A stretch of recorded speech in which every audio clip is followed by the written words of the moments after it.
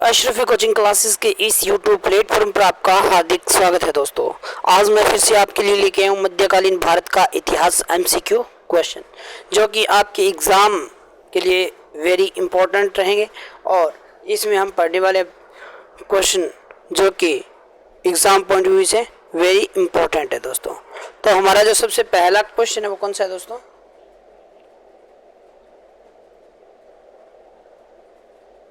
सबसे पहला क्वेश्चन कौन सा है, तो उसके बारे में हम चर्चा करने वाले हैं आज। तो हमारा सबसे पहला क्वेश्चन है कि बहमनी साम्राज्य के प्रशासन के दौरान निम्नलिखित में से किसे प्रधानमंत्री कहा जाता था? वजीर अशरफ या अमीर ए कुल, वजीर ए कुल या सदर ए जहां। तो इसका जो सही आंसर है वो कौन सा है दोस्तों? वजीर ए कुल था। कौन था? वजीर ए कुल। वजीर ए कुल की अगर बात करें दोस्तों, तो वजीर ए कुल एक पद था दोस्तों। क्या था? पद था। वजीर ए कुल 1347 में से 1347 से 1527 तक दक्कन पर शासन करने वाला बहमनी साम्राज्य प्रशासन सुव्यवस्थित था दोस्तों। बहमनी साम्राज्य के शासक के दौरान प्रधानमंत्री के लिए वजीर ए कुल शब्द का इस्तेमाल किया जाता था। नेक्स्ट क्वेश्चन है कि निम्नलिखित में से कौन सा राजा बीजापुर के किले बंदी के लिए जिम्मेदार था?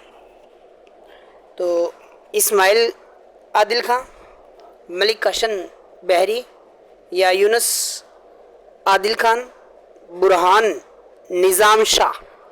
तो इसका जो सही आंसर है वो कौन सा है दोस्तों? आपको सही इसका आंसर बताना है। तो यूसुफ आदिल खान था। कौन था? यूसुफ आदिल खान था।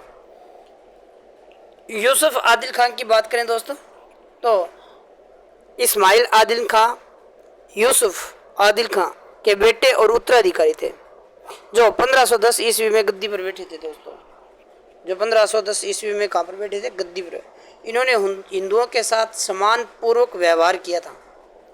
यूसुफ आदिल खान के पहले कार्यों में से एक बीजापुर का किले बंदी करना था।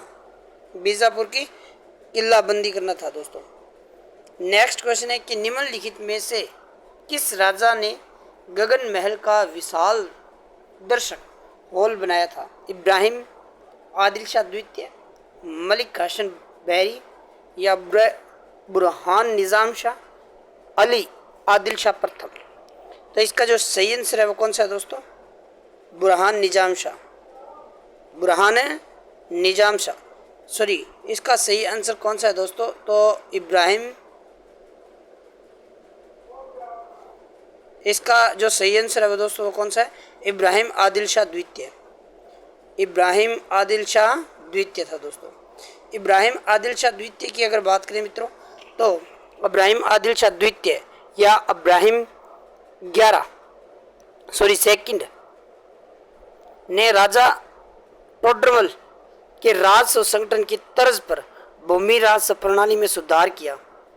वह शहर के सभी हिस्सों में पानी की आपूर्ति के लिए जल सेतुओं का निर्माण कराने के लिए जिम्मेदार था, और उसने गगन महल का विशाल दर्शक हॉल भी बनाया था। नेक्स्ट क्वेश्चन की बात करें तो कौन सा है दोस्तों? कि तुलसीदास किस मुगल शासक के समकालीन थे? तो बाबर, अकबर, औरंगजेब या आलम शाह द्वितीय। तो इसका जो सही आंसर है वो कौन सा है दोस्तों? तो इसका सही आंसर है अकबर के समकालीन माने जाते हैं। किसके? अकबर के समकालीन। देखो, तुलसीदास का जन्म 1532 में हुआ था और उनकी मृत्यु 1620 से 23 के बीच में हुई। वे अकबर 1542 से 1605 और जहांगीर 1569 से 1627 और शाहजहां 1592 से 1666 के समकालीन थे दोस्तों। नेक्स्ट क्वेश्चन है कि अबुल फजल की हत्या निम्नलिखित में से किस शासन ने की थी? वीर सिंह बुंदेला, अमर सिंह या महाराणा प्रताप? तो इसका सही आंसर कौन सा दोस्तों? वीर सिंह बुंदेला था। क्या था सही आंसर? वीर सिंह बुंदेला। वीर सिंह बुंदेला की अगर बात करें दोस्तों तो देखो, वीर सिंह बुंदेला अबुल फजल उन दरबारियों में से एक थे जिन्हें सामूहिक रूप से अकबर के नवरत्नों में के रूप में जाना जाता था। इन्होंने आइन ए अकबरी और अकबरनामा लिखा था और इन्होंने दक्कन में मुगल शाही सेना का नेतृत्व भी किया था। लेकिन वीर सिंह बुंदेला ने उनकी क्या कर दी थी? हत्या कर दी थी। किसकी हत्या कर दी? अबुल फजल की। लेकिन इसी की तर्ज पर एक क्वेश्चन पूछा जाता है कि मारवाड़ का अबुल फजल किसे कहा जाता है दोस्तों? तो ये इसका सही आंसर आपको देना है। नेक्स्ट क्वेश्चन है कि निम्नलिखित में से किसने बेबादल खान को मयूर शासन बनाने का काम सौंपा था? शाहजहां, जहांगीर, अकबर या औरंगजेब? तो इसका जो सही आंसर कौन सा है दोस्तों? शाहजहां है। क्या है? शाहजहां। शाहजहां की अगर बात करें दोस्तों तो मुगल बादशाह शाहजहां ने बेबादल खान से मयूर सिंहासन बनवाया था। इसी सिंहासन पर शाहजहां ने अमीर खुसरो का यहाँ यह दुआ लिखवाया था, अगर धरती पर कहीं स्वर्ग है तो यही है। अगर धरती पर कहीं स्वर्ग है तो क्या है? यही है। नेक्स्ट क्वेश्चन की बात करें दोस्तों तो नेक्स्ट क्वेश्चन है कि औरंगजेब की मृत्यु के बाद छिड़े उत्तराधिकारी के युद्ध में निम्नलिखित में से कौन सा विजयी हुआ? मुअज्जम या मोहम्मद कामबख्श या मोहम्मद आजम शाह या उपयुक्त में से कोई नहीं? तो इसका सही आंसर कौन सा है दोस्तों? मुअज्जम। क्या है? मुअज्जम खान।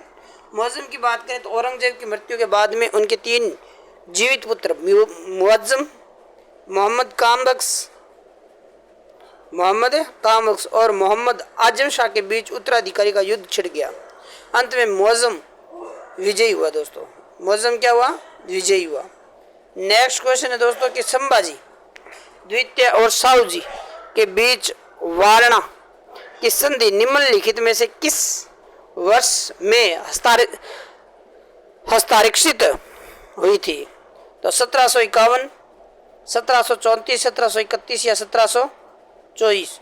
तो इसका जो सही आंसर है कौन सा है दोस्तों? 1731 है। क्या है? 1731। 1731 की अगर बात करें दोस्तों तो शाहू ने शाहू के शासनकाल के दौरान सतारा और कोल्हापुर राज्य अस्तित्व में आए। संभाजी द्वितीय ने 1731 में अपने चचेरा भाई शाहू जी के साथ वारणा की संधि पर हस्ताक्षर किए थे ताकि भोंसले परिवार की 2 अलग अलग सीटों और औपचारिक रूप दिया जा सके।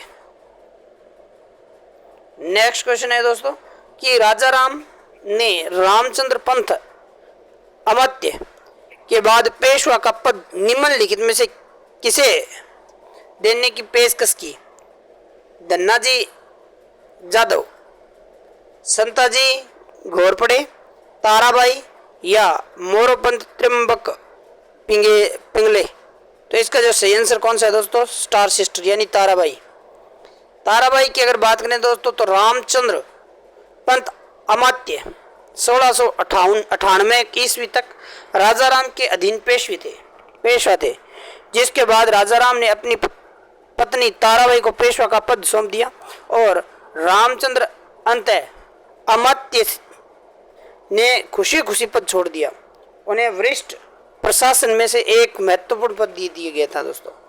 नेक्स्ट क्वेश्चन की बात करें तो निम्नलिखित में से किसने हैदराबाद के निजाम को हराया और मैसूर के हैदर अली को श्रद्धांजलि देते हुए मजबूर किया? तो बालाजी बाजीराव प्रथम, माधवजी या फिर रघुनाथ राव या नारायण राव? तो इसका सही आंसर कौन सा है दोस्तों? माधव राव। क्या है? माधव राव। माधव राव की अगर बात करें तो माधव राव ने हैदराबाद के निजाम को हराया और मैसूर के हैदर अली को भी कर देने के लिए मजबूर किया। उन्होंने रोहिला को हराकर उत्तर भारत में फिर कब्जा कर लिया और राजपूत राज्य और जाट सरदारों को भी अपने अधीन कर लिया। तो आज के लिए बस इतना ही। अगर ये क्लास आपको अच्छी लगी तो ज़्यादा से ज़्यादा शेयर, सब्सक्राइब और लाइक करना ना भूलें। इस क्लास को एंड तक जरूर देखना है दोस्तों, और धन्यवाद।